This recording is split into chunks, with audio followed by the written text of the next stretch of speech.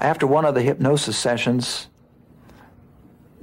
Betty drew from memory a sketch of a star map that her guide, or the leader aboard the UFO, showed to her.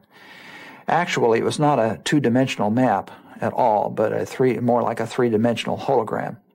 I don't know if there's an opening in the wall or just what, but all of a sudden, here's the map. It didn't pull down or anything like that. And it was probably about 2 by 3 feet. And it was it was so realistic, it was almost like looking at the sky. And even some of the objects even seemed to be slowly moving. He asked me if I knew where we were on the map, and I told him no. And he said, well, if I didn't know any basic information, then it would be impossible for him to show me where they were from. And with that, he put the star map, pushed something, and the map was gone. The two largest stars appeared to be just objects in the foreground, therefore they showed up large. And these appeared to be the base stars. There were heavy lines running between these two stars, indicating heavy traffic, trade routes. In fact, the leader explained it that way. There were solid lines going out to several other stars where they apparently traveled, and then dotted lines or dashed lines going to others which were remote outposts. One visit to these stars or less frequent visits. Years later, Marjorie Fish, an Ohio school teacher, decided to take the star map and to see if it matched reality, to see if there really was a 12-star pattern like this in the heavens.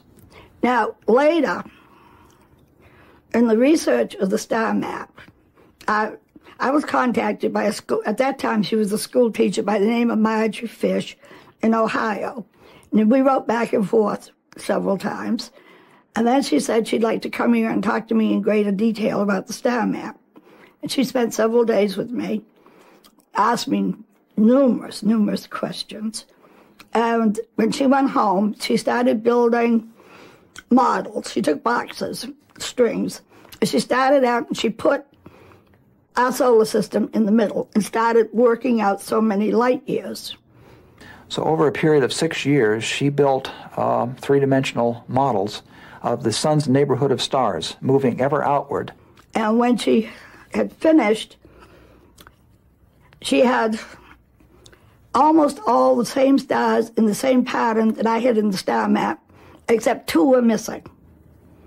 And so she wasn't able to complete the research until our astronomers found these 2 stars in 1969. She had expected in the beginning to come up with random, easily duplicate random patterns, that they would show up quite often, looking like Betty Hills, but that was not the case. She didn't find any until the 6th year. And she discovered it by lying on her back on the floor and looking up at an odd angle. The whole 12-star pattern flashed into view. All the stars have been identified, and making it even less likely that this is a random choice. All 12 stars that are hooked up by solid lines or dashed lines turn out to be life candidate stars. They have spectra that are very similar to our own sun. They are good candidates for planets, and the planets in turn would be good candidates for life. So what is the likelihood of finding 12 stars connected in this manner in this huge volume of space with 100 or more stars? And only these are the life candidate stars in this volume, and all of them have been connected as if visited by these intelligences. It's October 14th, 1969. Marjorie Fish speaking. I think probably the best way to answer your questions is if I send you the material as I have it now. I have only a few copies, and I would like it back after a bit. But this way you could go over the material and decide for yourself what the questions are that you want to ask, and we could go over more of it in much more detail then, rather than starting from scratch. There's quite a bit of material. I hate to write. I'm a rotten feller. But I've done more writing in these last this last year than I think I've done in the previous 20. Much of the material is highly technical, but I'll explain anything you have any questions on later when you have a chance to talk with me on it. There's still a lot that I haven't put into writing, but the writing hits most of the high points of the research. As for the books and materials used, I was using the star catalogs that are used at the observatories for the positions of the stars and the parallaxes, and I have the complete rundown of all the available parallaxes that I know of. That's the Yale Trigonometric Parallax Catalog, the Bright Star Catalog, the Yale Trigonometric Parallax Catalog Supplement from 1962, and the Gleicy Catalog. I was using the Gleicy Catalog for the most part, and you'll get a chance to see these. The data was very, very hard to come by. The material is, just isn't normally used by lay people, and so it just is not available in libraries. And I wrote to a number of universities, and I went to observatories, and I went to planetariums, and very few people had the catalogs, and practically no one would allow anyone to use them or even look at them. And finally at Perkins, 2 years after I started trying to get this data, I was able to get into the Perkins Observatory through the kindness of the librarian, and she allowed me to look at them. I found which catalogs I needed and hurriedly copied the data because, again, I wasn't supposed to be there, and she was very kind letting me in, and they've been very kind since then. Practically rolled out the red carpet, and it's just made me feel marvelous because I've had this terrific time getting them data. As for the textbooks or sources of material to determine which stars could have planets with life, those were listed, parts of them were listed in that list that I gave you at the meeting, if you picked up one of those. Sagan's Intelligent Life in the Universe, and of course he's a radio astronomer and quite highly thought of in that field, is more or less accepted on the astronomy part. Su-Shu Huang has done a review of his book, and he recommends the astronomy part, although he doesn't go along too much with the extraterrestrial part. None of mine is based on the secondary part of the book, just on the straight astronomy. Firshoff would be the most controversial. He's a member of the Royal Astronomical Society, but he has quite a bit of speculative data, but he labels it as such and gives the pros and cons for his data as he goes along. And I thought his ideas were quite interesting, although I found some flaws in some of them. There's quite a few textbooks out now on exobiology. Most of these came out after 1963. Stephen Dole has one, or actually two out, one published with Isaac Asimov. And Arcade, I'll have to look up his first name, has one out, and, there's quite a few others. Again, there's nothing particularly controversial over these. Pretty much boils down to that a star like the Sun is going to have planets like our own, or could have planets like our own. So you need a star within a very close range of the Sun, and it would have to be a single star, generally speaking. Some controversies on whether they could be doubles or not, but I was working strictly with the single stars. Question on the margin of error in the stars. It would be, at most, when the model was first made and the pictures taken, hanging error of half a light year, but I doubt if there'd be anywhere near that much. Assuming that the parallax measurement that the astronomers took was correct. Now, as the star is close to the Earth, the parallax measurement is much more accurate. As it gets further out towards the 32 light years, the measurement gets further and further off between the different catalogs. When you get out to 100 light years, you've got quite a margin of error. By the time you get to 200 light years, you better forget it. Go to some other kind of measurement rather than the trigonometric parallax. Actually, most of the stars are very close from one catalog to another with, just part of a light year difference in their measurement. A few of them are 2 or 3 light years of difference. The unfortunate thing is that the base stars happen to be one of the ones where there's quite a bit of difference in the different catalogs. The latest published measurement would put it out to around 38 light years. The one I was using before I got that measurement, and when the model was made, I didn't get that measurement until after that model was made, but was at 30 light years, which is the Cape parallax from Africa. I suspect, if my interpretation is correct, that either the Cape parallax or some way about halfway between the two is their actual distance out. Gliese parallax for that particular star is farther out than that yet, too, and if it is as far as the Gliese catalog states, I would say that probably the pattern is just coincidence. Know quite what to say about publishing, because I really wasn't intending to do much in the way of publishing. I have quite a regard for Fuller, and I really enjoyed talking with Mr. Neff. But I made the report basically for APRO as an APRO member, and I want to give them a chance to act. Dr. Stanford and I have been in communication. He's been pretty busy and hasn't had a chance to do too much with it yet, and he may not understand quite how I placed the stars in the model. Dr. Mitchell of Perkins asked me to come down and show him just how I did it, because he was teaching a class in stellar mechanics, and he wanted his students to see the model and to go over this placement idea, to have some basic idea on how it was done. Send you his latest letter that more or less confirms that the model is at least reasonably accurate.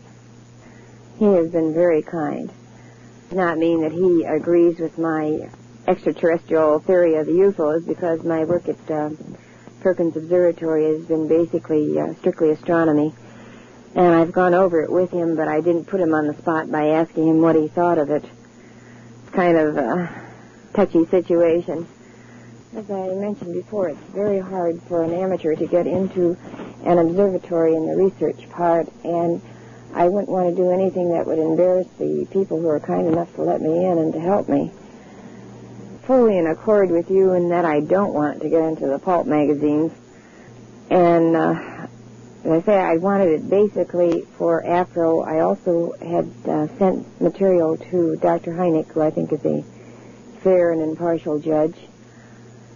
I don't know if he's reading it or not. He was very kind in having an associate answer some of my astronomy questions.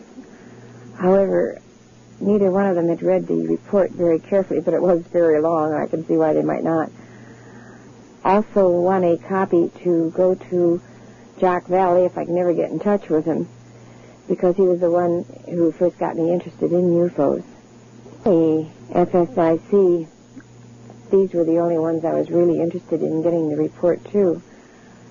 Not even completely sure that it should be generally made public, because it's a lot easier to weed through contact reports when you have some basic idea of what's going on, and which ones can be reliable and which ones aren't reliable.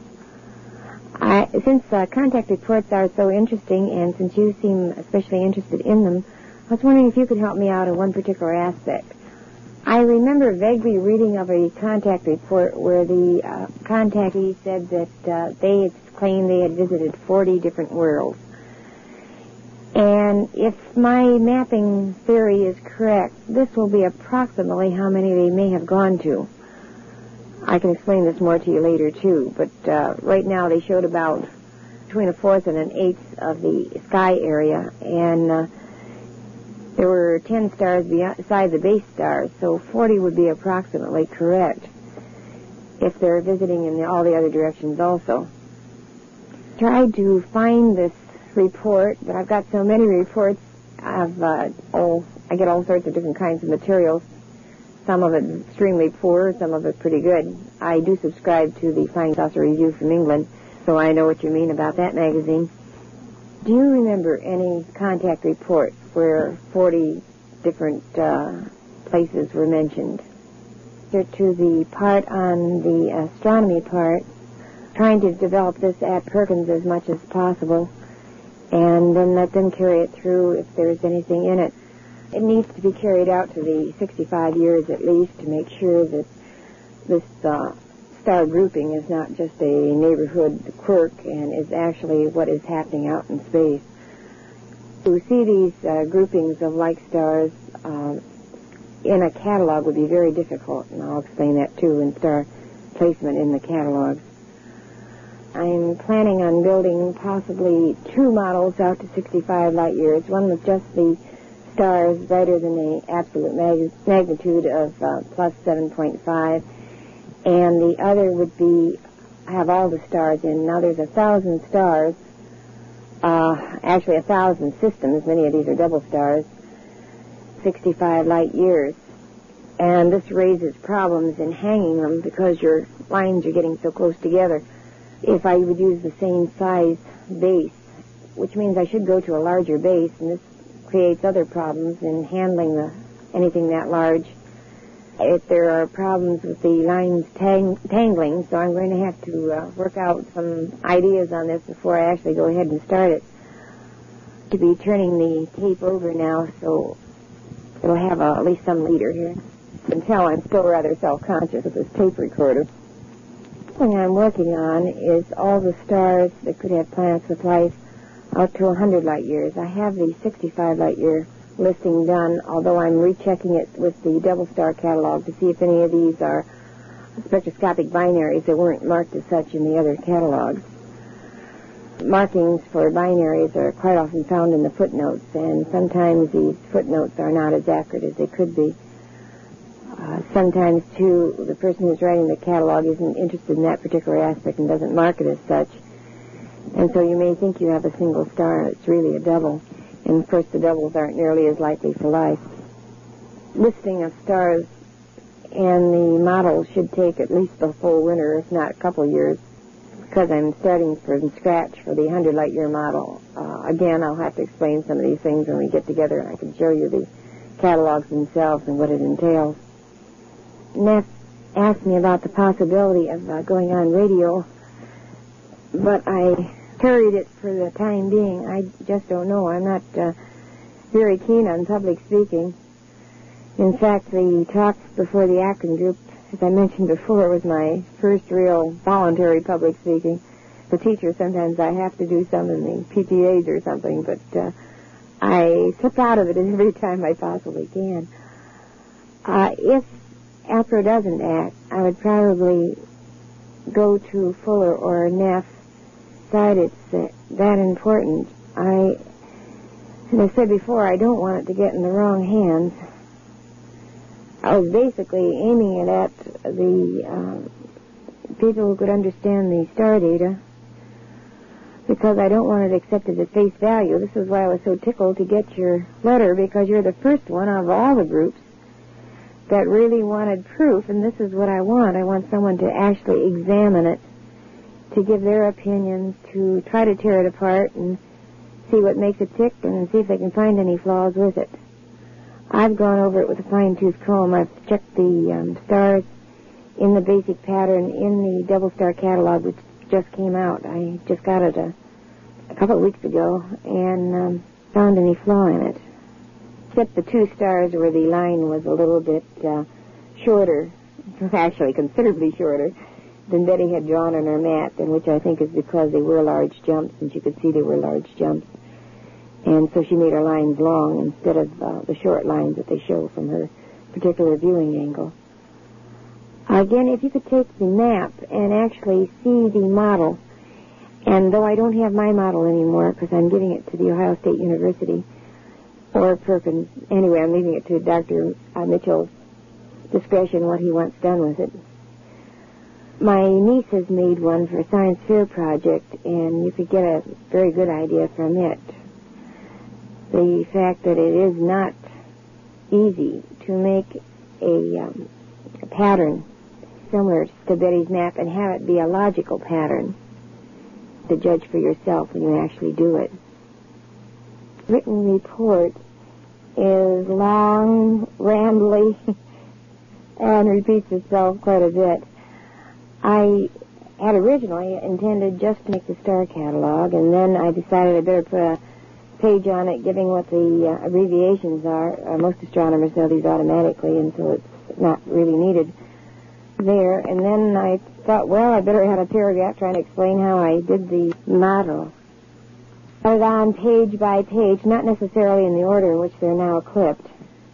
And the writing of it took over, well, I started it in February, and I didn't finish with the main party of the mimeographed writing until June.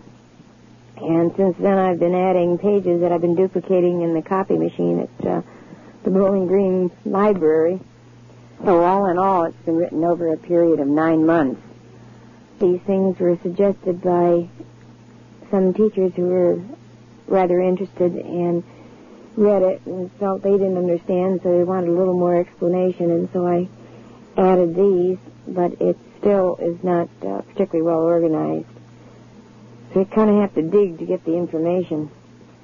It's quite a rough draft, and I'm not intending to write a book or anything. The rough draft is going to be it. This was not made for publication. It was made strictly as a research project for ACRO to do what they thought best if they ever act on it. And I assume eventually they will. I have had some communication from them recently that they're considering it, and it looks quite promising. If they understand how the model's put together, it's really not that hard to do.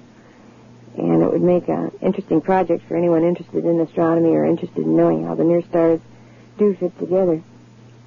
My qualifications to do this research: I've had one course in astronomy in college about 20 years ago, which doesn't amount to much, except it did show me star placement.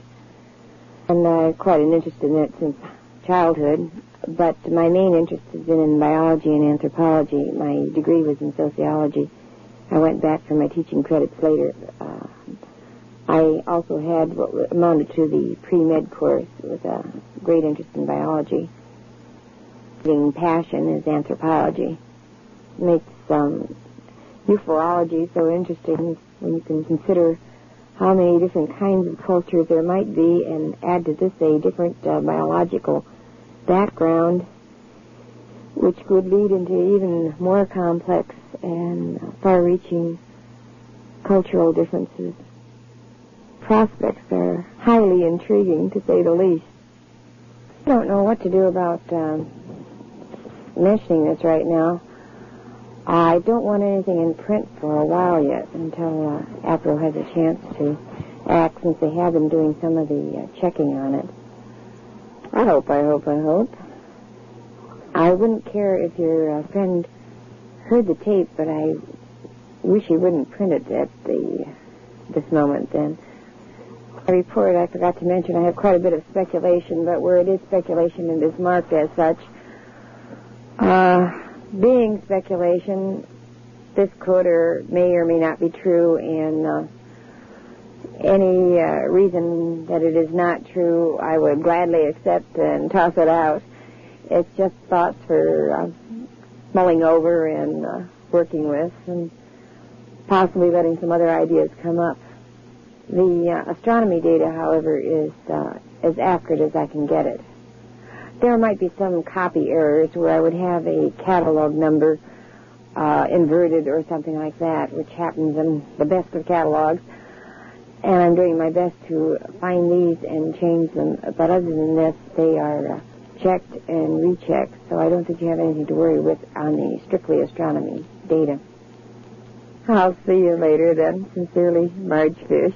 P.S. already. While I was waiting for the astronomy data, I tried to check out some of the more far-out aspects, and I went into hypnotism with whatever material I could get a hold of, and read quite extensively in the field, and tried experiments in it to see exactly what could or could not be done. Also, automatic writing and the experiments with telepathy and other ESP matters. These experiments, of course, are not nearly as extensive as the astronomy data and really don't prove anything. They're, I think, rather interesting as far as indicating what might be done for further experiments. They are certainly not conclusive. I originally had no intention of including any of this data in the report because it does sound a little far out. but probably for completeness it ought to be N. Just finished reading Dr. Sprinkle's article on UFO percipience in the latest Flying Saucer Review special. Goes into the more far-out aspects. I thought he might be interested in the research that I'd done in this area, so I'm sending him a letter explaining what I discovered, and also since he knows Betty, I thought he would be interested in the proof that her report is accurate. I'll include a copy so that you can read it. As I say, this isn't the same quality, or certainly isn't definite respect compared with the astronomy data. Because of its controversial character, I would not normally have included it. There are several things I didn't mention about my talk at Akron. One was I only got through about half of the data I had ready to present there, and I'd be quite happy to go over the rest of that data with you if you're interested. Much of it, again, is rather technical, but has probably importance in weeding through contactee reports and judging which ones could be or which ones definitely are not true. If there's any chance of your reading the chapters in Sagan's Intelligent Life and Universe before we meet, just the chapters on star formation and which stars could have planets and planet formation, his write-up is fairly clear, and I think you might have a better understanding of what we're going into. This is October 19th, 1969, March Fish speaking. I received the tape and your letter. Thank you very much for both. After listening to this letter, you may decide I'm too much of a kook to go any further, and perhaps you're right. My interests range from A to Z, anthropology to zoology, including archaeology, astronomy, art, and I do sculpture and drawing, botany, chemistry, physics. In photography, I do my own darkroom work, and every new media and art must be tried out, and I use things in areas where they aren't normally used. I found that the auto body plastic works marvelously for sculpture, but the aluminum plastic doesn't. So things are always in a mess one way or another. Naturally, I want my work recognized and respected by leaders in the field, and want the knowledge gained to be used. But that's the whole purpose of the research. I don't want publicity. I chose the people the copies were meant for with care. APRO, FSIC, Heineck, and Valley are not going to jump at announcing the findings until a careful check has been made. Most of these people either have astronomical background or resources in the field for checking. The only problem is getting them to really look at it and check it out. This has proved much more of a problem than I realized. With a claim like mine, I had expected them to become at least intrigued enough to try to disprove it, then become interested enough to try to follow it through when they could not disprove it. I'm sure of the data within reasonable limitations. I had assumed that everyone in the field wanted to know where they came from. I put in cross-references and extra data so it could be spot-checked in a matter of an hour or two and thoroughly checked in about 2 days, point by point. The model could be built and checked inside of a week. Everything I've done can be checked. Since I've worked out all the methods, these could be followed and redone far easier than the first time, while the method of attack had to be worked out. Star catalogs were used for cross-checking, so things missed by one would be caught in the next.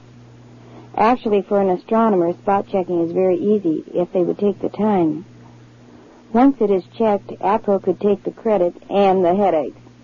APRO is running a contest for the best research, the Dr. Fondas Memorial. Mr. Greenwell wants me to enter it, but I disqualified myself as Dr. Heineck is a judge, and I wrote him before I knew that, for help in the astronomical questions. I wrote Heineck and told him I was disqualifying myself so that he could answer the questions.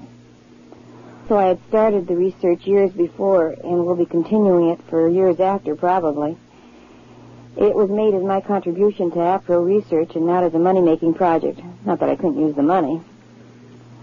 APRO is finally rolling, and somewhat anyway, on checking. I offered to take the material to Dr. Stanford in person this summer and talk it over with him, but he was too busy at the time. This would have been the longest trip I've ever made if he had said it was all right to come ahead. Dr. Greenwald has talked to Dr. Stanford over the phone and said that he thinks it's very promising. Dr. Stanford on the spot, too. I'm afraid I bugged Dapro quite a bit. Betty asked him about it, too, to get it rolling. A copy minus the UFO data was left at Perkins, but I didn't think that any professional astronomer would be interested in that part.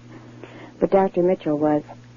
He asked me down to explain the model, and I talked the UFO material over with him also. Although he's not a UFO buff, he listened. I half expected to get tossed out on my ear, and gave me much help on my questions about the methods of solving problems, galactic coordinates. I use celestial sphere coordinates, not galactic, and so forth. Dr. Hynek worked at Perkins in the past. Now, I don't know if he and Dr. Mitchell are acquainted, but he still probably has connections at Perkins. A technician with the last name of Hynek is at Perkins now. He might be a son or nephew. In any case, professional astronomy is a tight group, with most astronomers knowing each other, at least by reputation. I asked Dr. Mitchell to send a note to Dr. Hynek, his honest opinion of the accuracy of the model. I don't know if he'll do it. It's quite a bit to ask. But he wrote me saying that he did not find any errors. There probably are slight ones now, as the models had pretty rough treatment. It was out there in that July 4th tornado weather, and it was been taken apart 3 times, and the cats have been in it. It was knocked over once, and the strings may be stretched a little bit on a few of them. It won't be enough to throw it off very much, but it should be off a little from what it was when the pictures were taken. Trade work and visit other observatories, and I'm hoping Hynek will either have to come to Ohio State on business or to visit his relative, or I'd be intrigued. In any case, I hope he gets a chance to look at the model. Either Dr. Mitchell or I could explain Betty's pattern to him. So there's still some hope in that quarter. An announcement through astronomical channels would make much more of an impact than any other way. I'm also hoping to chip away astronomically by sending the 65 light-year list of stars most likely to have planets with life to Su Shu Huang, Stephen Dole, and possibly Carl Sagan. These men have all worked on the problem of extraterrestrial life from an astronomical or scientific angle. But as far as I know, no one has worked out the stars that far or broken them into groups based on probability, as my listing has done. These also have been checked and rechecked. Sagan presents a problem as, oddly enough, he's prejudiced against UFOs. This may work in our favor, if he's reasonably fair, although I've heard he may not be. If I can get him interested enough or mad enough to try to find flaws in the data, and he can't and says so, his word as a respected scientist and as an opponent to UFOs will carry more weight. I found a few flaws in his work, and that just might get him mad enough to want to find some in mine. Another way the model may get recognition is through the Astronomical Society of the Pacific. It is respected by astronomers all over the world, and its data is used in their research papers. If they would publish the methods of making the model, and the model is accepted as accurate, the later release of Betty's pattern would carry much more force with the astronomers and almost force them to examine it. More things to be done yet. A few are to complete my revision of the 32 light-year catalog with more extensive footnotes and cross-referencing, and the additional stars found since 1957. Also, I want to correct the data to the new list that Peter Vandekamp has just put out in the Astronomical Society of the Pacific book in February. I have the older data. There isn't too much change, just a part of a light year on several of the stars and the 2 new stars. But I want it as up-to-date as possible. So I want to extend the catalog of stars possible for life to 100 light years, which means actually a complete revision. Then I want to make a model of these stars to 100 light years. 2 models of stars out to 65 light years need to be made too. Now, one of these would take in all the stars out this far. There are 1,000 systems, or very near 1,000 systems. One of these models would just have the brighter stars, because this could be done much quicker, and then I can check out Betty's background stars to see if we can place them exactly. This would give more proof that her pattern is correct. However, I don't really expect these background stars to be as correct as the stars with the lines to them, because the ones with the lines to them were the ones that her attention was really drawn to. Because I will need cooperation from the astronomers, and premature publicity could cut it off, I must ask great discretion. Most catalogs cannot be bought. They are sent to all the observatories.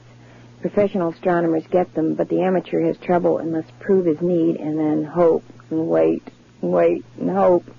It usually takes months to come. I was probably indiscreet in reporting it at all at the FSIC meeting. When I first asked to report my findings last spring, something I've never done before because I dislike public speaking, I was excited about the things I had learned in Sagan's book and how they applied to the model, and thought the group would like to know. Betty's pattern had not been definitely placed at that time. But the FSIC is discreet and careful in their reports and would be very unlikely to broadcast it. At least I hope not. I'm especially hoping it will not get into the hands of Baker and Palmer, Mosley, Steger, and John Keel. I've checked the claims of Keel on several points and found they were not what he said. I thought he was often mistaken, but at least sincere at first. Now I feel otherwise. I would like to get it in the hands of objective, critical researchers who, like yourself, demand proof, can act on it, but keep it confidential until the basic work is done and verified by APRO or others. My unsupported claim should not be accepted at face value. This worried me a bit about the FSIC meeting. I had quite a bit of technical data that I thought would be of interest to critical researchers in evaluating contactee reports, and to give additional information on my research showing data limitations and so forth. I was going to show it after the meeting. It's the kind of proof I would have demanded, but Mr. Conduso did not think that anyone would be interested. We didn't have time for it anyway, but that not interested worried me. I do a great deal of reading in many different fields, correlating data that a person interested in just a few fields might not notice. Also, I had expected to find several possible groups like Betty's pattern out of 188 plus random systems. With all these dots, you would expect to find several similar patterns, and thought people would want to check it for themselves. There's only one that really fits, but this was unexpected. It should be made up of stars most likely to have planets with life is the strongest proof that Betty's map represents reality that we have. When I started this research, I did it because it had not been done and I thought it should be checked, but I didn't really expect to find anything. Also, I wanted to know what was out there. I had expected people to want to see and actually judge for themselves, hence the individual duplicated maps. When I run into conflicting information, I usually read both sides carefully, then rig up an experiment to test it, and then decide for myself which is the correct one. This is why your questions are most welcome. I wanted to let responsible people know so that if anything happened to me like a car accident, I have a long drive to work and back every day, the work would not be lost. Also, it helps to vindicate Betty, who I greatly admire. A rather interesting point is the people I had expected to be most interested in finding out proof, the slowest to act and seem the least interested, while those that aren't even interested in the UFO field are the ones that have given me the most help. I am quite familiar with Fate magazine. I get it fairly often, especially when they have what looks like an interesting UFO article. I read a great deal in the UFO field, even though some of it is pretty far out. I read it so that I know how to comment to people that would talk on these articles that aren't true. You at least have some way of answering them when you've read it. I have written Flying Saucer Review trying to get Valley's address. I've tried to reach him through his publishers and through Dr. Heineck, through forwarding mail at Northwestern University, and through Flying Saucer Review. Apparently he isn't interested and doesn't care to be reached at the present time. I found rather surprising because he was very kind when I first was interested in the UFO field, and it was because of him that I first got started in the field through reading Anatomy of a Phenomenon. Sincerely, Marge Fish. Marge Fish speaking. Dear Richard, I have a few corrections and additions to the talk that we had last Sunday.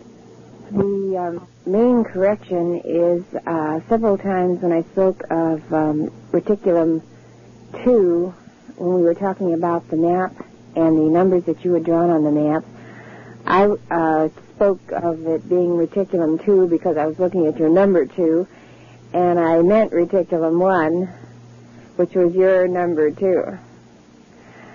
It sounds very confusing, I'm sure. But twice I said Reticulum 2, and I knew that from the context of what I was talking about that I meant Reticulum 1. And I think it was because I was looking at your map, which must have had number 2 at the Reticulum 1 star. Another error was when I said that 107 Pisces was a G star. It is a K star, ranges from KO to, I think, K2, depending on the source of the information. But actually, it is a bright star. It is in one of my Group 1 stars. Other than that, the speech stands pretty well. I've had some other answers to some of the letters since I've spoken to you, and the most important one came from Mrs. Apfel, who is Dr. Heineck's assistant. She wrote to give me some more information when I sent in my last batch of papers there, giving me Su Shu Hung's address and another source for checking spectroscopic binaries. Both of these should be quite useful. I was very, very happy to get the letter. Apparently they are reading at least some of the material that's coming in, which makes me feel much better. Su Shu Hung is, I would think, about the world authority on the planets that could have life and the stars that could have planets with life, since he does much of the original research on this. And so if anyone could spot errors in my papers, he would be one of the best ones to do it if he will do it. I just looked up 107 Pisces, and it is generally called a K1 main sequence star. This is using the, I don't know exactly how to pronounce the name, Haskek, I think, catalog. Carlos, Jasphek. He's the astronomer from the La Plata Observatory in Argentina.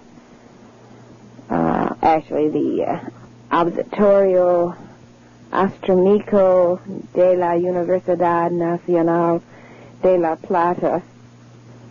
I had a letter from him saying that he is sending my catalog, and he hopes that we will meet this winter and talk over some of the projects, like the model and possibly the negative parallax, which his catalog may help in solving.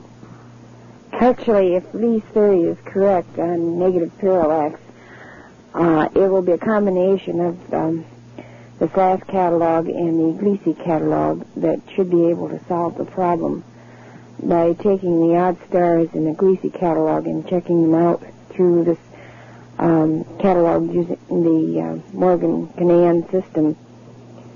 We should be able to spot which of these look like regular main sequence stars but are subluminous. So this may be a productive field. Of course, this is too early to tell because the correlation has not been done yet. But it should let us know one way or the other. I did not give a very good chronological listing in our talk last Sunday, so I'd like to go over that right now. I believe I read Interrupted Journey in the summer of 1966, And as I said, I wasn't too much interested in UFOs at that time, and I didn't give too much credence to the story at the time either. Then in November of that year, I read Anatomy of a Phenomenon, and this got me very interested. And after that, I joined APRO and the FSIC at the same time, or very nearly the same time. I wrote Dr. Valley the following May, and at this time I was already thinking about Betty's map and had gone over the story somewhat because I had asked him at this time if there were any maps that were done from a point of view outside of our solar system, and this was asked to check out Betty's map. I actually didn't expect there had been any done, but I thought it would be worthwhile checking to know whether to make my own maps or not, and he replied in the negative. So it was the spring and summer of 1967 when I first started to try to get the data, and didn't have any luck. Actually, it was the summer of 68 before I was able to get the star catalog. So there was about a year and a half that I was looking for the material. During this year and a half, I did a lot of reading on astronomy, and I read Sagan's Intelligent Life in the Universe and Fairchild's Life Beyond the Earth, which I had read a couple of times, and I wish to read again. It has quite a bit of very detailed material in it. I also did the research on hypnosis and the experimentation on hypnosis and thought transference and so forth that I wrote about in my letter to Dr. Sprinkle. This, of course, was not very definite. The information on hypnosis is very contradictory, and I found that with myself I could do only certain things with it, and with certain other people it worked very well. In many respects it does not work with me, and I didn't know how good a subject Betty was, or what circumstances it was done, and so forth. So it was rather inconclusive. In the thought transference experiments, they were higher than just guessing. In fact, thought transference between certain pairs of people was quite high, and there was no chance of signaling or having it hoaxed, because I was one of the participants in one of these sets of thought transferences, and I know that I wasn't even looking at the other person, but I was receiving quite well. This was using the ESP cards. I don't send well, however. But in the other kinds of ESP phenomena, such as prediction, moving objects, and so forth, it was strictly at chance level. It was during this period, too, that the many trips to Toledo were made to get the material for the 16-light-year model, and the model was done with the inconclusive results. In the spring of 1968, Connie made her 16-light-year model in the cube format with the wire screening or wire hardware cloth as the top and bottom. And I liked her idea, but again I was more interested in getting complete access rather than having it blocked in. Then in the summer of 1968, I found a source for the plastic, the clear plastic that I'd been hoping to use for the model and for several other projects I had in mind, and I had it ordered. It took 3 months to come, but at least it was on its way and starting to come at this time. Also, in the summer of 1968, I got into Perkins and got a crack at those star catalogs. Now, I didn't have any of the catalogs of my own until quite late in 1968, so all my data had to be copied out of the catalogs at Perkins. But I found the address for the Bright Star catalog, and I ordered that. It generally takes months for a star catalog to come, and this was no exception. Connie Louine, my niece, had suggested the protractor instead of the ball system that I was using, and the idea was an excellent one, so I expanded the protractor idea to make it even more convenient and worked on the methods of putting the model together. Then in the Christmas vacation of 1968, the model was finally constructed, which took most of the Christmas vacation. After Christmas, in February and March, I started to combine the data that I had in a readable form so that I could send the material into APRO and the Flying Saucer Investigating Committee in Akron. The first thing then was the star catalog, since it is absolutely necessary to understand which stars are which. After that, the page of abbreviations was done so that people could understand the star catalog, and also a brief idea of the number of bead sizes and colors and so forth, so that understanding the model would be easier. Some other teachers who were following my work suggested putting in a history of the model, so I did a couple pages of that. And then I thought I'd better put in a rationale of what I thought Betty's map could mean, and this would explain various means of investigating various possibilities within the model. Then I put in some of the early worksheets that I had done to show the weaknesses and strengths of various interpretations and the problems with any of these, because at this time I had not found the correct one, although I was on the right track. I had reached the conclusion that there were many stars that could have plants with life. At this time I thought there was around 20. Some of these have been trimmed off since then because I discovered some of these were unresolved binaries or spectroscopic binaries and were no longer suitable.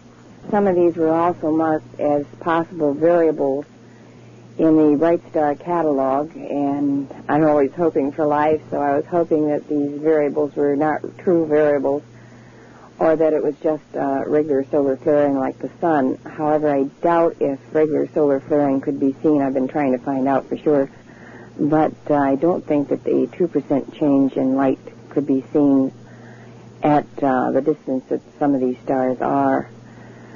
So I don't think it's regular solar flaring. Now, solar flaring in a smaller star like a red dwarf changes its luminosity very, very much, several magnitudes in fact. But in one like the sun, it does not change greatly. So I think this variability may be more than I had first hoped.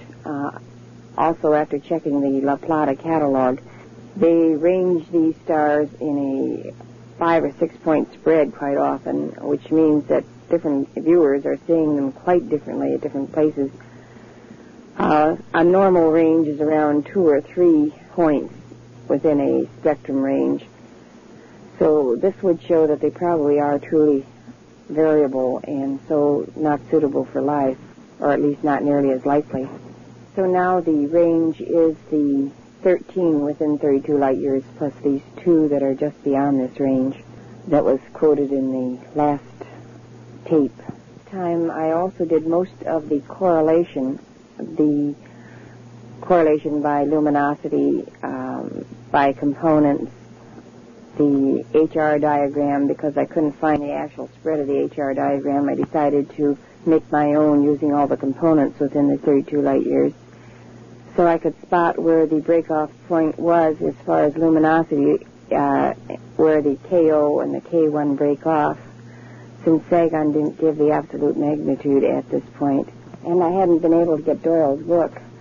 I have his book now, but I haven't had a chance to read it. It just came in about a month ago, and I've been very busy with the data and haven't had a chance for any extra reading, so I've been standing by my HR diagram on this point, but I may need some revision once this has been checked out also. In March, I sent the data to Dr. Hynek, first because I thought he would be interested, since he is interested in UFOs, and he has the knowledge to understand the astronomy part. And secondly, I wanted to get Dr. Valley's address, and Dr. Valley had been an associate of Dr. Hynek at Northwestern, and then I had heard that he'd gone back to France. And then I had heard that he is back in the country again, but not at Northwestern, so I was trying to reach him because I wanted him to have a copy. Also, I had a lot of astronomy questions that I could not find in the books. I'm learning my astronomy as I'm working with the data, so I have a lot of learning to do. There are still a few columns even now that I don't know exactly how to use in problems. I know pretty well what they stand for, but not exactly how they are used. But at this time, there's quite a bit I didn't know, because I'd only had the data for about 8 or 9 months. One of the things that I really slipped up on this point was the SB notations I had carefully copied out of the Bright Star catalog, and then didn't realize that they stood for the spectroscopic binaries, which I was trying desperately to find. I discovered this soon afterwards, but I'm still rather embarrassed that I hadn't caught it at that time. I did not have my own copy of the Gliese catalog, so I could not check the footnotes through the Gliese, and I did not have time to check the footnotes through the Yale trigonometric catalog at this time because I didn't have my own copy, and I didn't have time in Perkins to do it. During the winter months, my teaching hours coincide with the Perkins library hours, so I have no way of getting into the Perkins library. Besides, I wasn't quite sure at this point either that I'd be welcome back, since unauthorized personnel are not supposed to be using the library, for a very good reason, because they are in the middle of research, and it would be very disruptive to have people coming in and out all the time and asking questions, and these catalogs are very hard to come by. Another reason for contacting Dr. Hynek was the hope that he could catch any mistakes before I sent the report in to APRO. I was pretty excited about some of the things I was finding about the stars that could have planets with life, since this was all new material to me when I was reading Dr. Sagan's book, and the correlation with the model itself and finding which ones actually were the ones that could support planets with life within the model. So I contacted the FSIC to see if they would want me to explain what I'd found to the group. This is the only time I've ever volunteered to speak before a group, because it does bother me to do so normally. But I thought they would be interested, and since it is a small, well-knit group, I could probably get through it all right. It seemed a very long time before I got any answers. Mrs. Apple, who is right under Dr. Hynek as assistant at Dearborn, wrote a very nice letter answering some of my questions. I had not made myself clear on one point. I was very worried about a minus in front of some of the parallaxes in the Bright Star catalog, because at this time I thought Betty's map was 2D and that they would have to use some sort of projection to make a map, possibly something like the Norden projection, to eliminate the distortion of putting a 3D celestial sphere into a 2D map. And I was planning at this time of making a model of all the bright stars within possibly 800 light years, possibly 1,000 light years, and then measuring off, taking the actual angle of elevation and the actual turn to make my own Norden type maps from the various stars that could have planets with life, so we could see what their sky maps would actually look like. This would be quite an undertaking. I expected it to take 4 or 5 years probably, and it would be rather tedious, but it would give us what their skies look like. However, this minus in front of the parallax was a factor I couldn't account for, and I thought it might change all the measurements I'd taken so far in my model and all the objective measures that I had in the model that I was planning to do of these bright stars. This was not the normal plus-minus that you have after parallax that shows the margin of error that is likely for that parallax. And I just simply couldn't account for it, but it worried me quite badly. I found the answer to this one later when I got to the Perkins Observatory on June 6th. Dr. Nan kindly explained it to me, that it was the apparent backward movement of the star, and that it could be caused by the comparison stars actually moving more than the stars being measured. This raised my curiosity about negative parallax and made me much more receptive to anything I read on negative parallax. So I was very interested when I came across Vasilevsky's article on parallax and the problems of parallax. His article was the first that I realized that there were so many problems involved with taking a parallax measurement. It was quite an eye-opener and very, very interesting. The exact title of the article is The Accuracy of Trigonometric Parallaxes of Stars by S. Vasilevsky. It is from the Lick Observatory, bulletin number 206. And it is a survey of the literature. Of this review was conducted in December of 1965. I read the article in the Astronomy and Astrophysics Yearbook, 1966, I believe. Because of the present inaccuracy of the trigonometric parallax beyond 100 light years, I've completely given up the idea of this 800 to 1,000 light year model. Mrs. Apfel had mentioned or answered my questions on what the Roman numerals after the spectrum meant, which was very helpful. This is the MK system, or Morgan-Canaan system, and is based on the strength of some of the lines in the Fraunhofer lines in the spectrum, and breaks the stars up into groupings of main sequence subgiants. The main sequence are 5 subgiants, 4 going on into the 3 to 1 of the large giants. The Roman numeral 6 is your subdwarfs, and so forth. This was extremely helpful. I had already worked out a system of my own using the HR diagram and their actual luminosity. And this coincided very nicely with the MK system. And this eliminated some of the stars that I thought were likely to have life, because some of these were subgiants rather than mean sequence stars. I was very grateful for this help. To say this was sent in March. Between March and June, I had tried to work out some way of showing the subgroupings that were based on luminosity that I had found. The fact that many of these stars are clumped together or in sheets of similar type magnitudes, and these grade off into each other. There was some mixing, but there were much more groups than I had expected. I did some other correlation at this time also.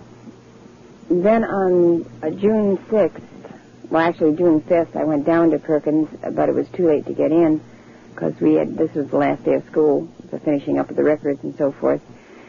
So I camped overnight at the Delaware camp, and then went over to the observatory on the 6th.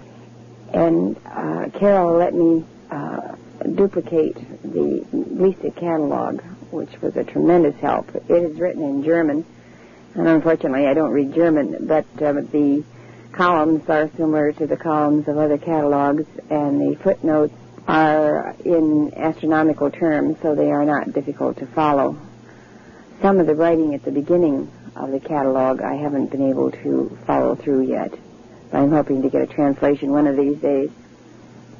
I was very worried about getting in. I wanted to use the data so badly, and I was so afraid that I wouldn't be allowed in. But I had a rather royal welcome. Carol was glad to see me and introduced me to the other members of the staff and showed me around the place, and I was so happy. Dr. Canaan at this time also looked up Epsilon Eridani to me, which is marked as a spectroscopic binary in the footnotes of the Bright Star catalog, but I knew it was one of the stars studied in the Project Ozma, and I was surprised that they would study it if it was a spectroscopic binary, because they said it was a single. And it turned out to be an error in the Bright Star catalog. which is extremely easy to do. I'm still catching some of my own errors. When you're copying column after column of numbers, it's very easy to get in the wrong column or transpose numbers or other copy errors. And he found this in the Batten catalog, which was just issued. So this was my first contact with the spectroscopic binary catalog. I wasn't able to find it in subsequent visits to Perkins because it was in use, so I wrote to Alan Batten later to see if I could get my own copy, which he very kindly sent. The evening of June 6th was my first trip to Akron to the FSIC meeting. Using the directions that Mr. Conduso gave me, I had no trouble at all in finding the place. So the 6th was a very eventful day.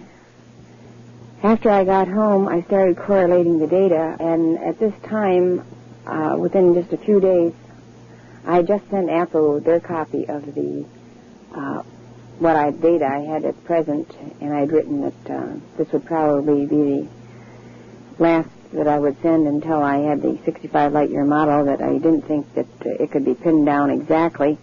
And 2 days after this, I discovered the correct viewing angle, and everything started fitting into place very neatly. I still was considering Delta and Gamma Pavo as the two end stars on the exploration end stars, the lower ones. But I wasn't very happy with these. I hadn't been all along because they are probable variables. I learned, too, that one of these is a group 4 star, or usually classes that, although sometimes as a 5, which means that it is, this is the MK group 4 and 5, 5 being main sequence, but 4 being subgiant, which would put it as rather unlikely for life. So I thought that possibly at this time, if I could make a model of the stars in this area, since all the other stars fit in so beautifully, that these two should fit in beautifully too, if I could find the stars just outside the 32 light-year range that could be gone to instead of these. This would mean taking in the two next closest stars that would be gone to from Zeta to Cana. So I made a model of this area of the sky. However, these stars were not where I was expecting them to be. The angle was sharply back, and the lines appeared much shorter than should have been following Betty's map, unless she is making long lines, because these jumps are very long. They just appear to be short. In the meantime, I was spending the whole summer waiting for letters to return to know what to do next. I had written Dr. Stanford that I would come to Minnesota to take the material to him. I wasn't getting any replies at all from APRO, which worried me quite badly. I was rather afraid there might have been tampering, and also I was afraid that either that or they weren't taking it seriously. And then I was wondering if Betty would write, and because APRO had delayed sending the letter to her, so I didn't get a reply from her for quite a while. And I didn't want to go ahead and make other plans until I had heard to know whether I was going to Minnesota or Illinois, where Dr. Stanford was vacationing, or going to New Hampshire to see Betty, or what I was going to be doing. So it was a day-to-day basis. But in the meantime, I was correlating the data all day, every day, trying to get things worked out, rephotographed, checked through as thoroughly as possible. Finally, letters came through from Dr. Stanford saying not to come to mail the data, and a letter came through from Betty, and so we were finally in correspondence, and she said it was fine to come, and so I went then to New Hampshire. Right before going to New Hampshire, Carol had written me that Dr. Mitchell of Perkins had read my data. I was quite surprised that anyone down there would, since I am just an amateur, and had left the data, but had not expected anyone to read it. I had not included the flying saucer data, since I didn't want the strictly astronomical data thrown out, just because someone was not in agreement on the flying saucer material, since it is rather controversial. Dr. Mitchell wanted to see me to talk over the coordinates and so forth, and he I was, of course, very delighted to go because he's a very understanding, interesting person. And so the day before I was ready to leave for New Hampshire, I went down to Perkins, and we went over the model, and he answered some of my questions and posed some problems, and it got me thinking, too, and new lines of thought. And I think it was very worthwhile for both of us, at least it was for me. He was mildly interested in the UFOs, so I rather bent his ear on the data that I had there, and he made suggestions for worthwhile, too, in this area. On the way home, I stopped in at Bargain Fair, Mr. Wiggs, and picked up the colored pictures that I had done of the model, and then put those together on the stereo slides, which takes a lot of matching, and send a copy back to Perkins, because I had made several sets. One I had intended for Perkins, and one for Dr. Valley, if he ever writes to want them. One I wanted to send to Gleesy, and one to Peter Van de Kamp. Of course, one is sent in to Afro. Since Gleesy and Dr. Van de Kamp are the two working, that I know of anyway, that are working mostly on these near stars, and they would be the ones that would be probably most interested in seeing the model. Betty has a copy also. I went to the stereopticon slides to show the model in depth. I had originally, in this April to June period, tried to do pictures in 3D using the two-color photo system, but it's quite difficult to do. I managed to do a couple, but I found that quite a few people have difficulty adjusting their eyes to the two colors, and some it makes ill.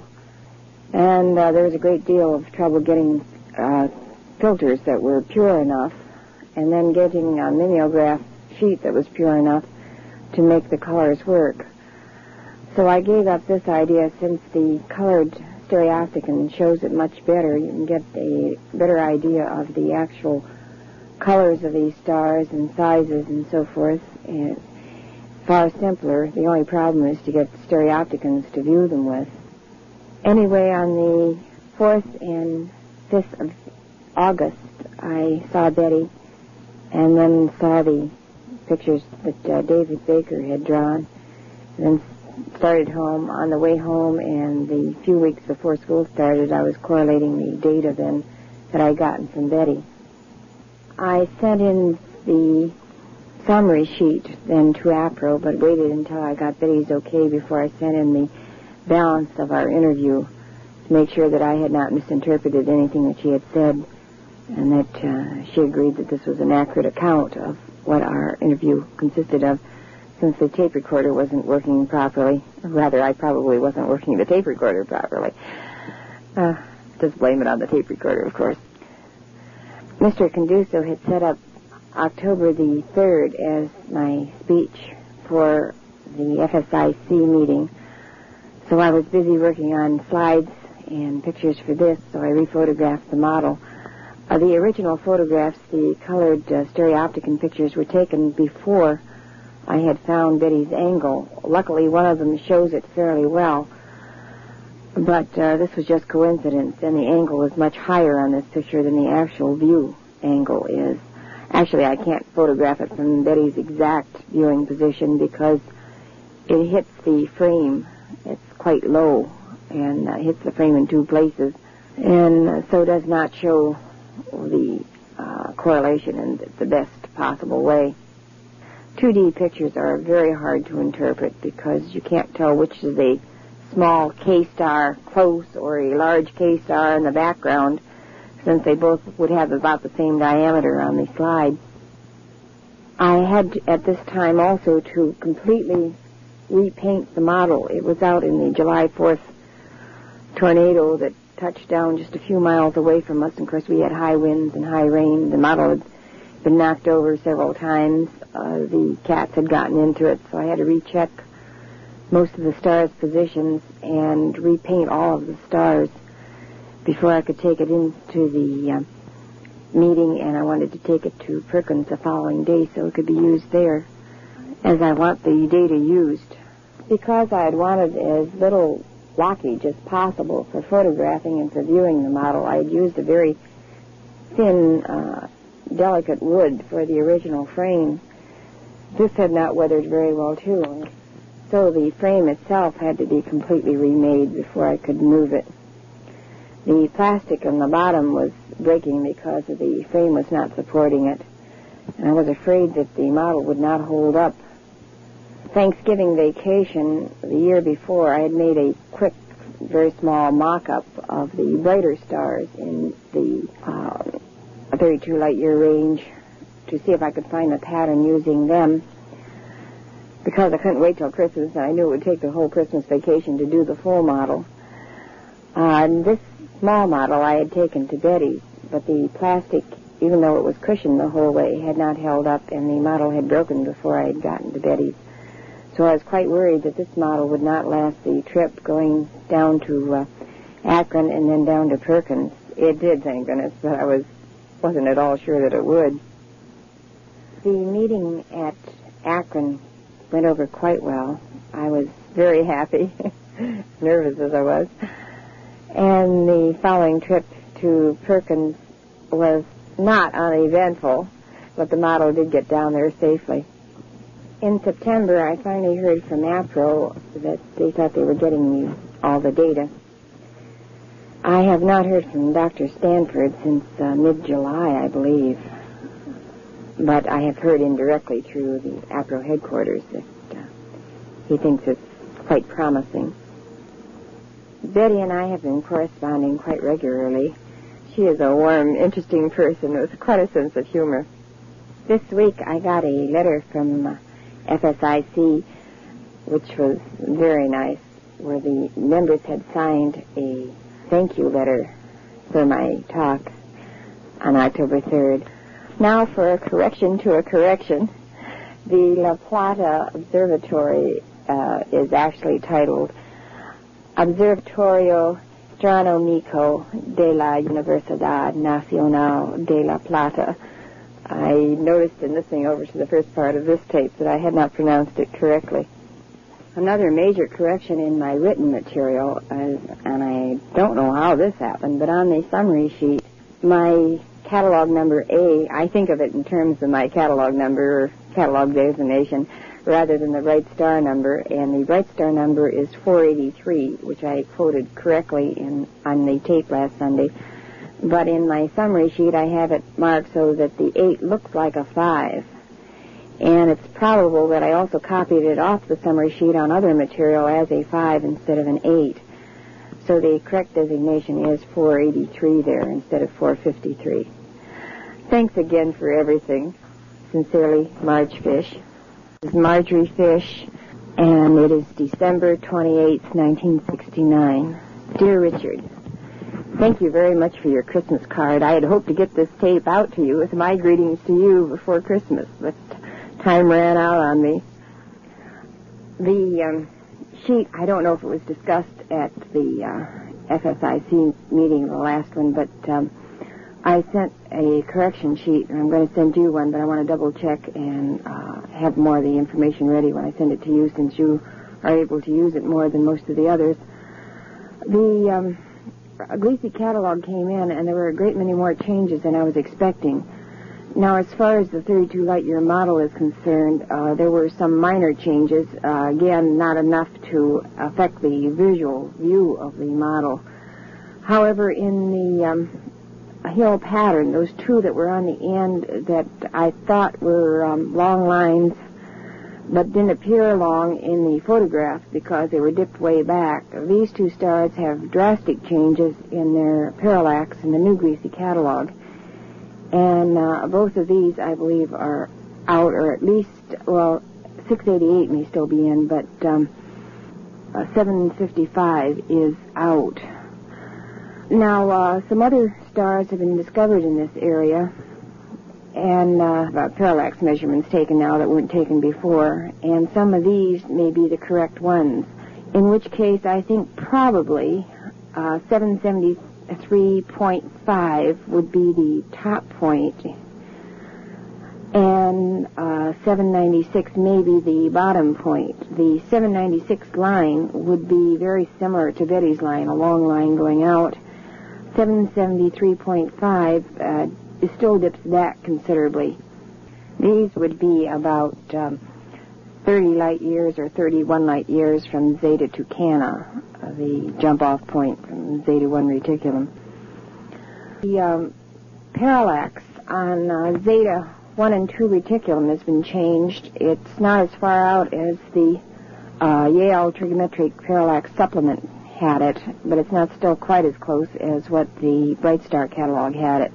They are both put out at the same parallax this time, and they are both about 36 light years away from Earth, if this last parallax measurement is correct. This does not disrupt the pattern in any way. In fact, it makes it better than what the Yale Trigonometric Supplement had it.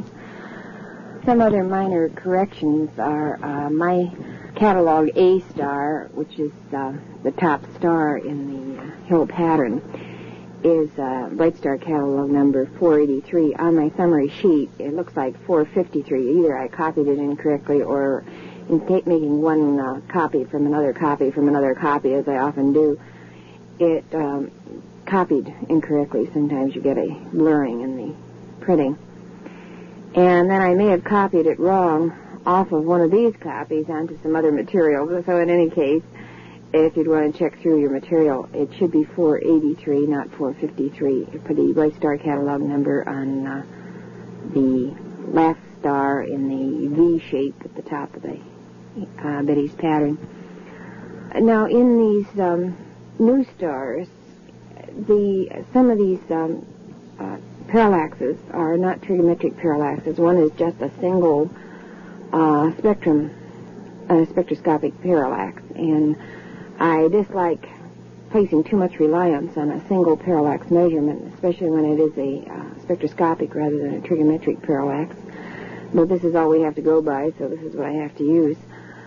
Another correction is I had said that only about a fourth of the area around the base stars was on the map. Actually, it is an eighth. There isn't anything over in the other fourth at the top, and this is why I said it was a fourth. But if we want to get it down to real brass tacks there, it's only an eighth of the area around the base stars is in the actual map that Betty has.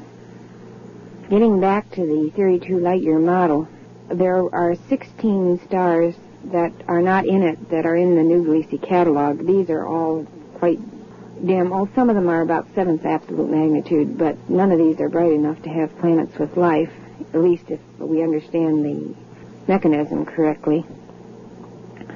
There may be other stars that have parallax changes that were in the old Gliese catalog that also put them in this 32 light-year range, but this hasn't been checked yet. It's one of the things I'm going to be working on very shortly.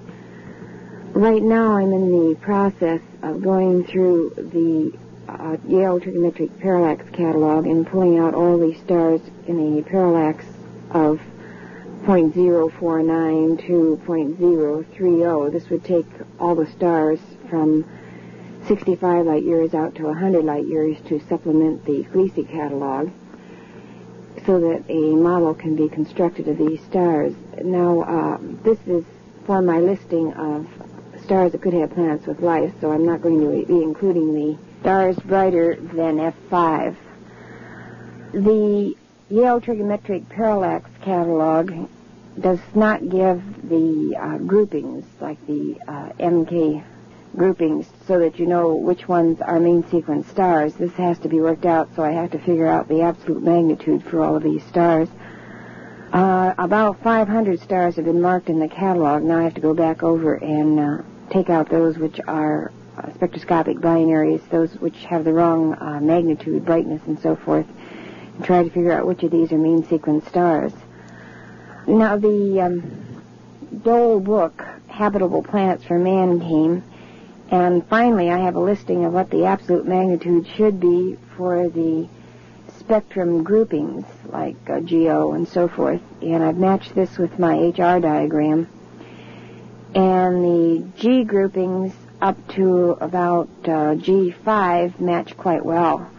But from there on down, there is quite a difference between his groupings for the spectroscopic subgroupings and mine.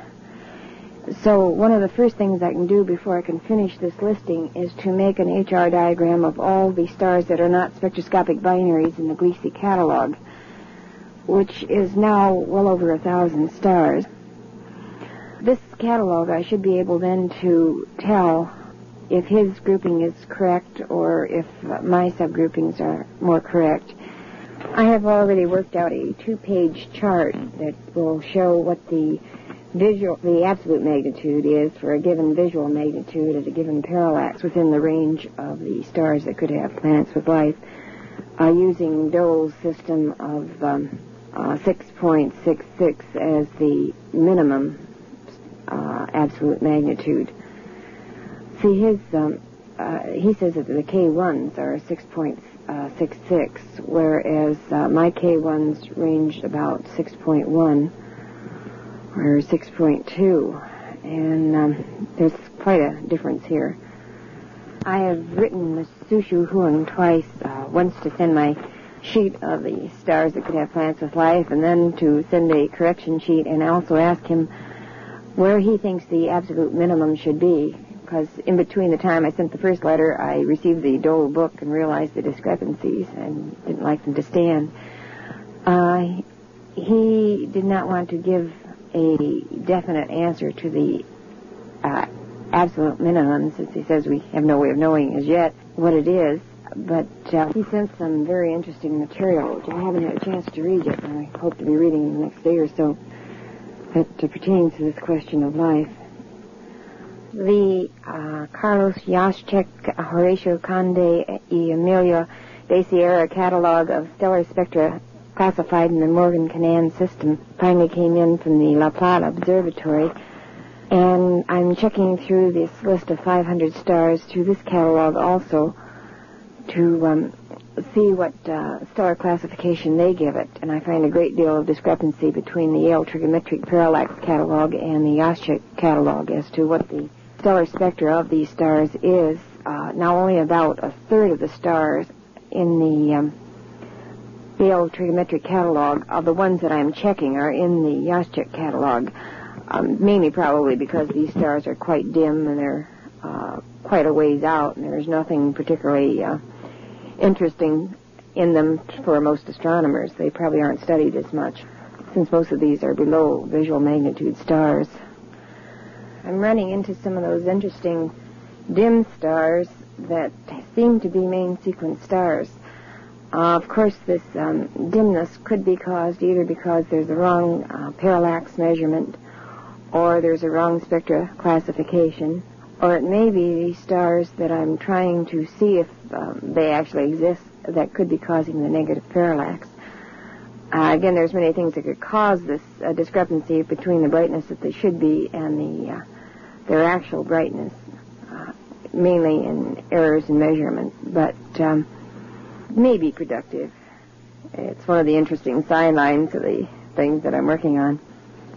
Once the listing on the Gliese catalog for the stars that could have planets with life is made, and then the Yale Trigonometric Parallax listing is added to it to bring the listing out to 100 light years, I'll start working on the models so that we can check what stars, besides the ones in Betty's map, that the humanoids, assuming that they do come from there, could go to in the other areas that aren't on the map area. As soon as the model is finished, then I'll start on the 65 light-year model of all the stars in the Gliese catalog. This I expect to take quite a few months to accomplish. Another problem with the listing is what stars to include in it, because according to Su Shu Huang, there's still quite a bit of discrepancy or unknown in what causes the planet formation. And I assume this means also that they don't know for sure whether the double stars have planets or not. Of course, in Kuiper's theory, they don't. If my interpretation of Betty's map is correct, they don't go to the double stars, even though some of these are fairly wide spread fairly wide apart, and also the stars, the individual stars that make up a multiple system, are in the right spectrum range and so forth. However, the base stars themselves, Zeta 1 and 2 Reticuli, do form a type of double system that's very, very widespread.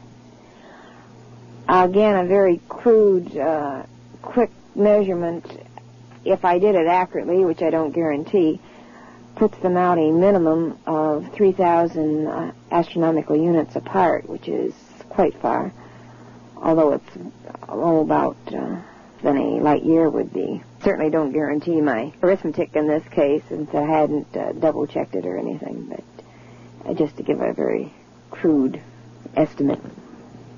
Stars are, closer together than what Pluto and the Sun is. Many of them are about Jupiter's distance, or in some cases just our distance from the Sun. There's a very wide range in the double stars as to their distance apart. It's quite difficult to say where to draw the line between a double star or those that just share a common proper motion, because those that share a common proper motion can be revolving around each other also. So it's hard to know where to say that this is a single star or this is a part of a double system. It's not known for sure whether the double stars can have planets with life. I'm going to also include two other listings, one with double stars that have a suitable component as long as the other component is not brighter, since if it is brighter, it means that the system is a young system, and that any life would probably be destroyed when the other star turns into the red giant. However, if they're far enough apart, this might not affect the other one enough to destroy life on the planets. I'll have a third list that would list the spectroscopic binaries. Here again, they would have to be checked using Su Huang's system for measuring the suitability for a stable orbit with double stars. And I am not about to undertake this at the present time, except for listing these stars, and then anyone who wants to can go through the mathematics of deciding whether it would be suitable or not. Again, if Betty's map is correct, they don't go to any of these, which means that probably the likelihood is very small, since they are picking the very top of the cream of the ones that could have planets with life to go to, and are ignoring those that are still possible but not as probable. In most of my calculations, I'm assuming that Betty's map is correct. It may not be, but the indications are, in my way of thinking, that they probably is correct. Another problem with the listing is the break-off points, which was discussed earlier, but this creates quite a problem. I had the other list that I made earlier in several different parts. The F5 to F8 were the ones that could be colonized. They could have life of their own, but it would not be intelligent life. And then F8 to absolute magnitude 6.0 as my group 1, and then 6.0 to 7.5 as group 2. Now, since I have the dual listing and he breaks off the absolute magnitude as 6.6, I'm going to take this as the bottom limit instead of going to 7.5. Whether to break the F5 group to F7 as a separate group, or to include it in just a listing of planets that could have life, period, whether it's intelligent or not. And this F5 to F7 has other problems in that not all of these may be revolving slowly, and I don't have rotational data on these, so some of these may not have planets. And also, if I take into account Betty's map, they don't go below 6.0 or 6.1 at most, and whether to keep these as a separate group or not is a problem. That is, to have group 1 go, say, from F5 through absolute magnitude 6.0, and then take it from 6.1 to 6.6 as a separate subgroup, or whether to have the whole listing as one single group. think what I shall probably do is list them from F5 down to 6.6, and then add a separate note for those that are interested in the UFO data as such, that they can make their own listing, eliminating those that are too low in magnitude. I haven't decided entirely on this. I still have a lot of work to do in the checking of these stars and getting them listing. Another problem in listing is that the stars in the Gliese catalog are the 1950 epoch, and the stars in the Yale trigonometric and the Morgan Canaan system, the Yastrik catalog, are in the 1900 epoch. And this means that all the stars in those catalogs have to be changed over to the 1950 epoch, or the ones in the Gliese catalog have to be changed over to the 1900 epoch before they can be listed in an order, since the placement would be off considerably on some of them. Again, I probably should list them both ways, which means I'll have to list probably all. I imagine there'll be at least 300 or 400 stars in the final listing, in just the single stars alone, to say nothing of the double star listing, in the spectroscopic binary listing.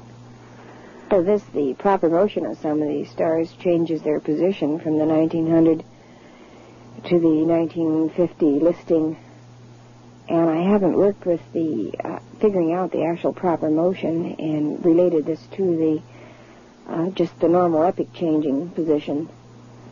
I don't think it'll take too much to learn it, but it's something I haven't worked with yet, and so I'm going to have a lot of learning to do before I even begin to tackle all of this.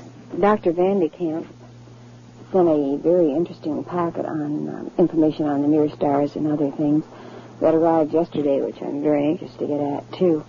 Actually, I've received letters from almost every place that I sent. I haven't received anything from Dr. Sagan yet, or Dr. Vasilevsky's. Not that I really expected to get data from either one of them, but I was hoping. Dr. Sagan's was sent to the wrong address. I had sent it to where he was when he was writing Intelligent Life in the Universe, but it wasn't returned, so I assumed it was forwarded to him. I made a trip to Perkins Observatory on December 6th. They normally aren't open on Saturday, but Dr. Mitchell came and let me in, and we talked over the project that his students are doing with the near stars and this odd groupings that I discovered in the model. And there's only been one report that's been turned in, but it showed a high clustering of the 10th magnitude stars out in the 65 light-year range. That is, it's in beyond the 32 light-year model, but it's very definitely a clumping of them. I'm hoping to learn how the other ones turned out. I'll be able to pin these down quite accurately once the 65 light-year model of all the stars is made. But again, this will take quite a while to do. Started on the books you lent me. The Great Soul Trial is very interesting.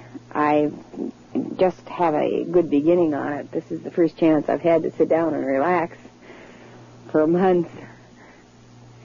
I certainly appreciate your lending them to me. I'll get them back to you as soon as possible. I hope to have the HR diagram done possibly sometime tomorrow, or at least sometime next week. I'm doing about 5, 6, 7 different things at the same time. It gets rather confusing at times. Well, again, have a very good New Year, and good luck in your taping and your other work.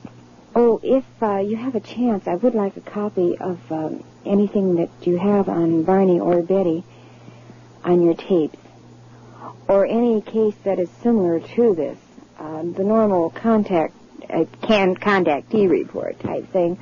I'm interested in sociologically, but not too interested in the tapes unless you think it is an authentic experience. Much of the regular contactee material, I believe, is probably just tapping unconscious material, such as is done in automatic writing, where it seems to be coming from an outside source, but is actually coming from the person themselves at a subconscious level. This may not be true for all of them, but I think it is true for quite a few of the contactee type thing. However, it may mask some of the real physical things that are taking place, which I think Betty's experience was one, and I'm sure there probably are a good many others that are. However, I doubt if these are your normal contactees. Getting into another area, I got a Ray Palmer Flying Saucer magazine the other day that had one interesting item. There's a clipping service that is sort of a share-the-cost thing. It's $3 per month, and the address is our research committee, Rod Dyke, that's D-Y-K-E, director. Sounds quite interesting. The magazine as a whole, I think, is pure nonsense, but sometimes it has some interesting things in the letters. It has been somewhat better lately. I read Mr. Farish's article on fate. It was quite interesting. I'm going to be turning the tape over now and go over some corrections to the first part of the tape. In listening to it, I realized there's some things I didn't make very clear. This is Monday, December 29th. I did some more reading in the Soul Trial, and I also did quite a bit of work on the checking of the stars in the Yale Trigonometric Parallax Catalog. And I'm running into some more problems with some of these odd stars. First of all, on the tape on the other side, I had mentioned that I was taking this list out to parallax 30 and said it was 100 light years. Actually, parallax 0.032 is 100 light years, but I'm taking out a little bit farther because it's easier to pull all the parallaxes out within a certain set number, so I'm pulling out all the 4s and 40s and 30s. Because parallax is rather shaky this far out, this may catch a few that were placed a little farther out than what they should have been, and so they'll still be included in the list. Speaking of the accuracy of the data, perhaps I can go over this a little bit to clarify it. Out to about 10 light years, our measurements are quite accurate within a small fraction of a light year. Out to 20 light years, there are a few stars that vary from one catalog to another as much as 1 or 2 light years, but this is rare. Usually it's only about a half light year difference. When you get out to the 32 light years, most of the stars are fairly stable from one measurement to another, but a few have quite a few changes in measurement, including the base stars.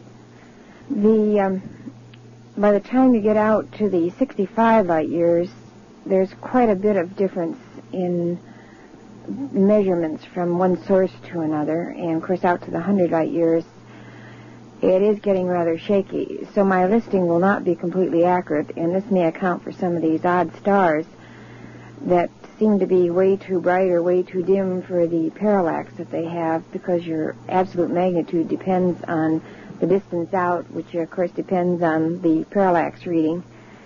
And if this is off, then your absolute magnitude as it is figured is off, and so your magnitude spectrum ratio is going to be off. And so I think probably in my total list I'll probably include the F5 through the absolute magnitude 6.6, and even though this will extend over the range on either side, it should pull in the stars, so I'll probably have some that don't really qualify as the best stars to have life, but the list should include most of the stars that should have life. As far as the stars that we've measured parallax go, as I mentioned before, there's quite a few that haven't had the parallax measured, and I hadn't realized how many, so there may be quite a few that are not on the list because we do not know how far out they are. Getting back to Betty's map and the difference between the old Gliese catalog and the new Gliese catalog, most of them had very little changes. There were a few changes. 54 Pisces is out about 2 light years farther in the new Gliese catalog than what it was in the old. This may account for Betty's statement, which rather worried me because it didn't hold true for the old one, that it seemed quite far out, whereas actually it wasn't really any farther from the base stars than my A star, which he thought seemed a little nearer. So Zeta Reticuli is 23.3 light years in the new Gliese catalog, which is about 1 year difference from what it was before. Other than the 2 stars that were mentioned on the other side of the tape, which I will want to finish the model before I definitely say which 2 they are, these are the only major changes in the new Gliese from the old Gliese catalog. This is all that I have at this time, so again, have a good New Year. Sincerely, Marjorie Fish.